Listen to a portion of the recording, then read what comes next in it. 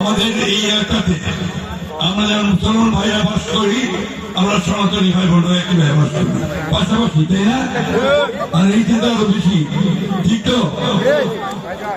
আমাদের এক ভাই কিছু আগে বক্তব্য রেখেছেন, তিনি বলছেন যে আমাদের সুরক্ষা চাই, নিরাপত্তা চাই, তাই না? আমার নেত্রী বেগম খালেদা জিয়া তিনি একটা কথা বলতেন খুব সুন্দর, আমার ভালো লাগে। যখনই কোন হিন্দু নেতা বলতো যে আমরা তো সংখ্যালঘু, উনি বলতেন যে আপনি সংখ্যালঘু কথাটা আমার সামনে বলবেন না। আপনি সংখ্যালঘু নন, আপনি বাংলাদেশী নাগরিক। আমার যে অধিকার আছে আপনারও সেই সমান অধিকার আছে। আমি আপনাদেরকে এই কথা জোর দিয়ে বলতে চাই, আপনার নিজের অধিকারের জন্য নিজের পায়ে দাঁড়ান। কেউ কতগুলো খারাপ লোক আছে আপনাদের উপর অত্যাচার করবে, আপনাদেরকে ঝামেলা করবে, এটা করার সাহস যেন আর কোনোদিন তারা না পায়। একটা জিনিস সবসময় মনে রাখবেন যে আমরা বিএনপি, আমি মির্জা আলমগীর আপনাদের পাশে আছি সব সময়, অতীতে ছিলাম, এখন আছি, ভবিষ্যতে আছি। আর আমার এখানকার যে ভাইরা আছেন তারা সবাই আপনাদের পাশে আছে, ঠিক কিনা বলেন? আমরা ওই জন্য স্লোগান একটা দিতে খুব ভালো লাগছে আমার, হিন্দু মুসলমান বেঁধেছি জোট, জোরে কইব হবে। আবার বলেন, হিন্দু মুসলমান বেঁধেছি জোট, হিন্দু মুসলমান বেঁধেছি জোট। আরেকটা কথা আমার কইব হবে, আপনার টেলিভিশনে দেখতেছেন না ওই যে সংস্কার পক্ষে গণভোট বলতেছে না? দাঁড়ান তো কয়জন একদিন তো দাঁড়ান, যেটা বুঝে তো বুঝেন গণভোটটা কি? একদিন দাঁড়ান, একজন নাই বুঝলেন না? ফিরোজ ভাই খেয়াল রাখবেন, কেউ বোঝেন না, মায়েরা বুঝলেন না। এইটা হচ্ছে কয়েকদিন আগে আপনার যে আরেকটা কথা আপনাদের টেলিভিশনে রেডিওতে সবসময় আসছে, তাই না? সংস্কার আসছে না? সংস্কার কি? আমি সংস্কারটা বুঝে যাবো। আমার ঘরের দরজাটা যখন জং ধরে যায়, তখন দরজাটা ঠিক করার জন্য আমরা ওটাকে সিরিজ কাগজ দিয়ে করি, এটাকে ঠিকঠাক করি না? তারপর দরজাটা ভেঙে গেলে ওটা কাটাই না, ঠিক করি না আমরা? ওইটা কয় সংস্কার। আমাদের এই দেশটা, রাষ্ট্রটা, এইটা যে চালায় ওইটা আপনার নষ্ট হয়ে গেছে, ভাঙে গেছে, খারাপ লোকগুলো ওইটাকে আমরা নষ্ট করে দিচ্ছি। এই জন্য এইটাকে ঠিক করার জন্য সবাই মিলে চিন্তা করে সব রাজনৈতিক দলগুলো একটা আপনার সংস্কার করছে, দরজাটা ঠিক করে লাগাইছে, দরজাটা ঠিক করে লাগাইছে, যাতে ঠিকঠাক মতো সব চলে। তো এইটা তো শুধু বললেই হবে না, রাজনৈতিক দলগুলো বললেই কি হবে? হবে না, এটা আমরা সমস্ত মানুষকে বলতে হবে।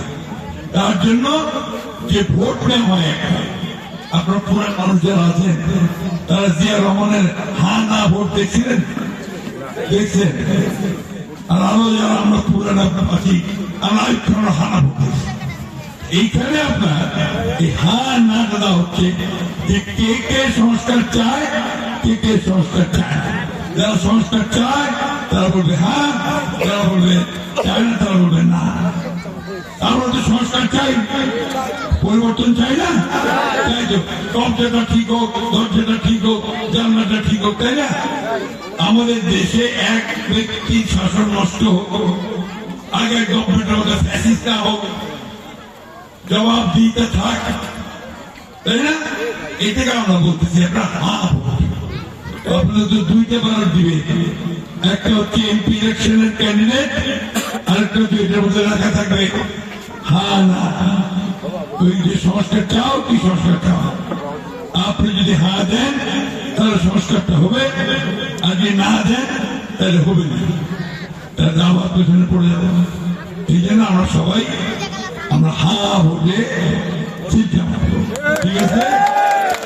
বুঝা পাইব, বুঝা পাইছেন?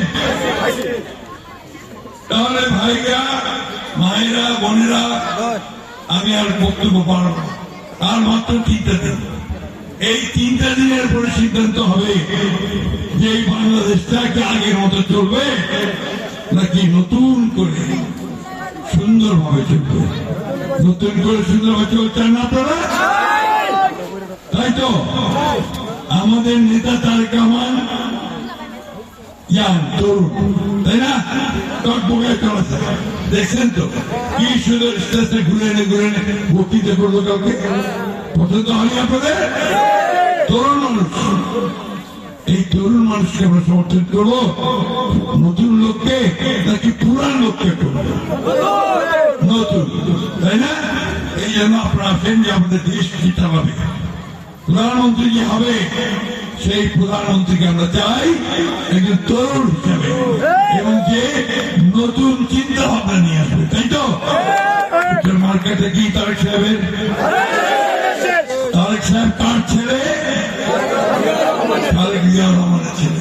জিয়া রহমান আমাদের ভালো করছিলেন না খারাপ করছিলেন? আর খালেদা জিয়ার ছেলে, তাই না? তো জিয়া রহমান আর খালেদা জিয়ার ছেলে তারেক রহমান, সে কি খারাপ হতে পারে? সে কি মানুষের ক্ষতি করতে পারে? ওই জন্য সে এখন পর্যন্ত আপনাদের সামনে যে সমস্ত কাজগুলো উনি করবেন এগুলো এত বলতেছেন, এত চেষ্টা করছেন। তাহলে ভোট মার্কেটে কি ভাই আমাদের? মার্কেটে কে? মা বোনেরা, সনাতনী মা বোনেরা, তোমারতে শুরু হতে আসবে ভোটটা কিশোর দিন এবার জোরে কইবা হবে, আরো জোরে কইবা হবে। হিন্দু মুসলমান বেঁধেছে জোট। অনেক ধন্যবাদ। আমি আপনাদের এখানে অনেকবার এসছি, আবার আসবো, ভোটের পরে আবার আসবো।